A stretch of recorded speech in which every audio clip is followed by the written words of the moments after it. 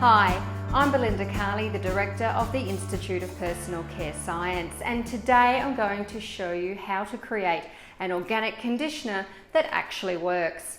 Now, I've got my hair down at the start of this video so you can see I have dry, damaged hair. It's quite long. I've used this conditioner on my own hair. There is absolutely no product in my hair at all. It has not been blow dried. So you can see just from using the organic shampoo from the other video about organic shampoo and using this organic conditioner, I have beautifully light, frizz-free hair, full of body, very smooth, very healthy looking. So it is an organic conditioner that actually works. Now there's a couple of really important materials in this formula. I'm going to talk you through them as I show you how to make this product. And yes, this formula can be certified organic. Let me show you how. This is the product we're going to be making here. As you can see, it is a very viscous and creamy conditioner. It's got a beautiful creamy consistency. I will talk you through how to adjust this viscosity if you want.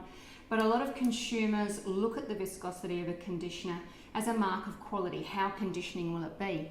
So I've made this formula purposely very viscous and very nice to touch so that your consumer is instantly going to think, wow, this is going to leave my hair beautifully conditioned. And as you can see from my hair, it does leave your hair beautifully conditioned. Now, what I have here, I have water and an organic hydrosol. Now, this organic hydrosol helps us achieve the required organic compositional limit along with some of the other materials. Now, I'm going to mix, this is a very important material here. This is Inutech H25P. I'm going to mix this in with the glycerin. Now, this material mimics your cationic polyquaternium materials. Now, of course, you can't use polyquaternium materials in an organic product, so this is your next best equivalent. So I'm just slurrying this first.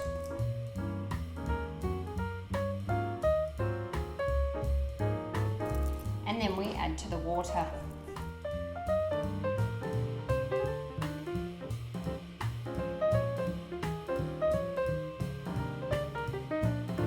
Give this a quick high shear so we can get it to mix homogeneously.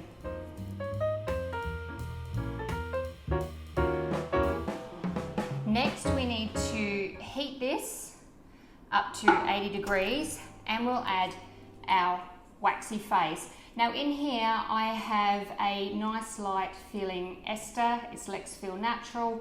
I also have some organic argan oil for product claims.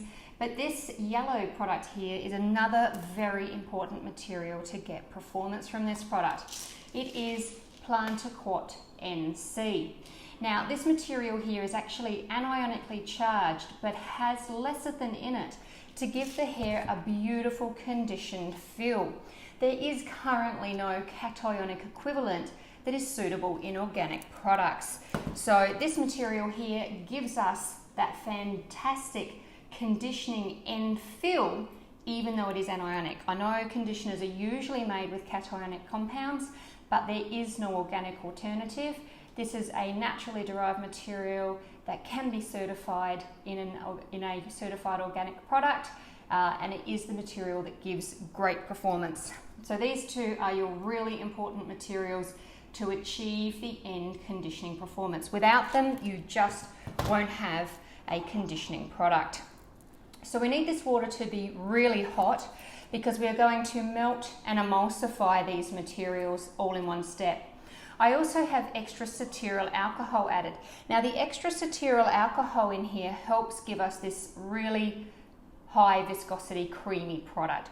You can reduce both of those if you are creating a product for more oily hair, for example, and you can reduce the cetearyl alcohol if you don't want a product that's as viscous. But I have created this product for someone with my very dry, chemically treated hair type.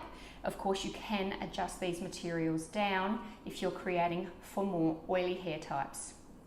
So now we just need to wait for the water phase to heat up, and then we can add these materials melt and emulsify in one step. Now we need them to melt in the hot water so that we don't burn the waxes, and then we are going to use high shear. You must use high shear so we get a beautiful, smooth, creamy emulsion.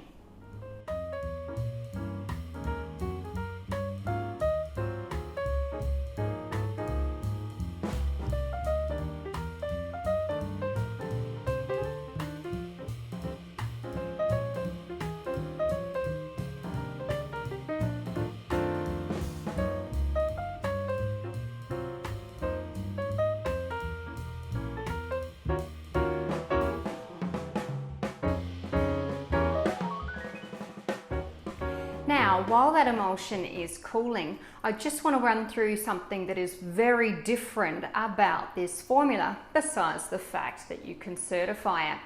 The materials we use, in particular the Plantacore NC, is actually anionic. Now, usually when you create a conditioner, you use cationic materials. The cationic materials cling very strongly to the hair fibers and create a beautiful slippery feel.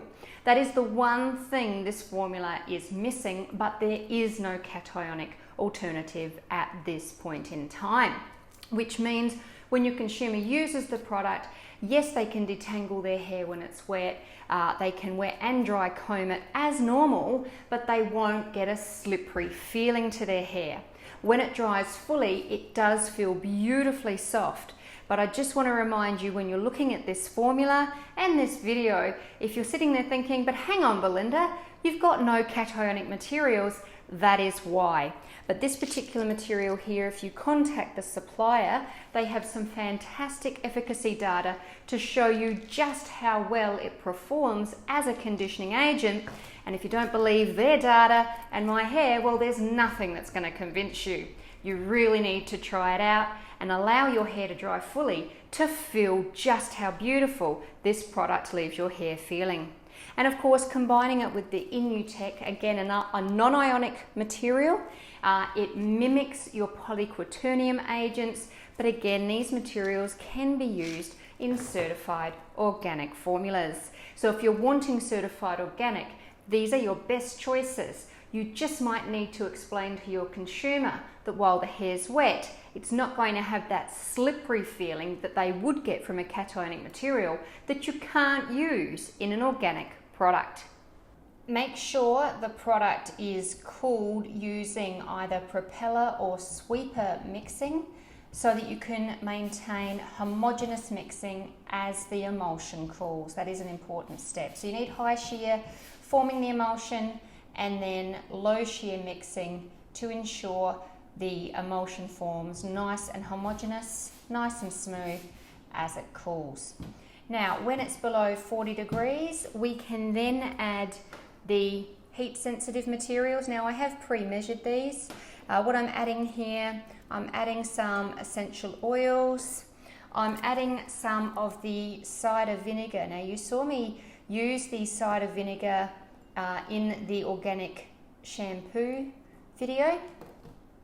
I am adding some antioxidant here, and I am also adding some preservative.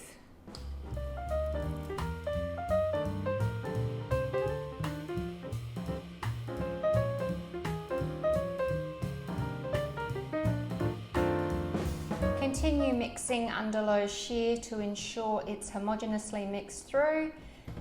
And when it's below 25 degrees, you need to check and adjust the pH.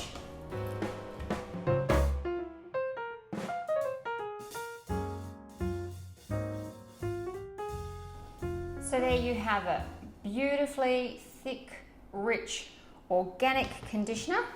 Just remember, full viscosity will be achieved by the next day, and you'll have this beautiful, creamy product once it's completely set the next day. So there you go. That's how you make an organic conditioner that clearly works, even on very dry and damaged long hair. If you liked this video, please give it a thumbs up. Please leave any questions or comments below, and make sure you subscribe to receive notifications about all our videos. Happy formulating!